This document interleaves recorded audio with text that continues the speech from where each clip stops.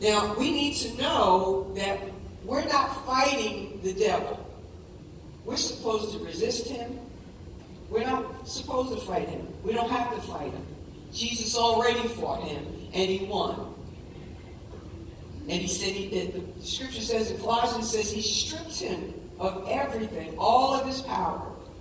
And so we don't have to fight the devil, but we have to resist him. And the fight that we fight is called the fight of faith. We can say it another way. Fight the good fight of believing. Fight the good fight of believing. So God has called us, Mark chapter 16, it says, signs shall follow them that believe. That means that signs don't follow every Christian.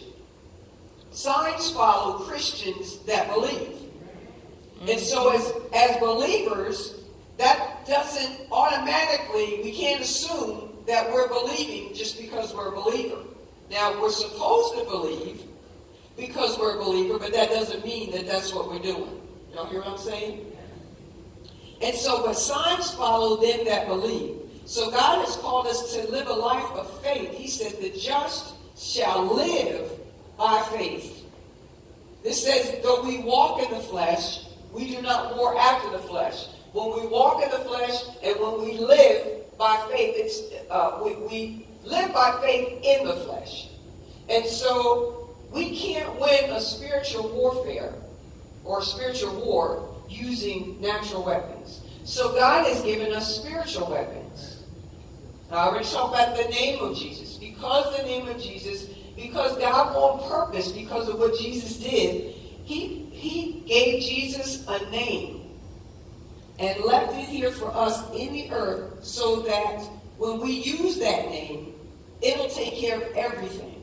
Every problem, every curse, every demon, every devil, because I don't care what the devil's name, accuser, Beelzebub, Satan, no matter what his name is, it only takes one name to be over all those other names. So any name that we can mention, sickness, disease, depression, poverty, lack, death, nor any other part of the curse, the name of Jesus is above that name. So we just have to know the power that's in the name, but we have to believe what's in the name. And so the name of Jesus, we can't, his name isn't something that we see, is it?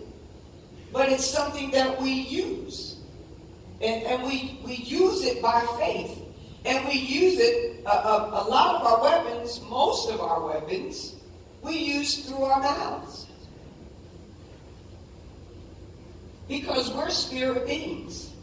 And because Jesus came and he died on the cross, he cleaned up our bodies, he made us he cleaned us up so that the Spirit of God could dwell on the inside of us. And so now we're back to the Garden of Eden, kind of, where God breathed into man, he breathed into you, and now you're a speaking spirit. You have a body, you have a mind, will, and emotions, which is your soul, but you're a spirit first.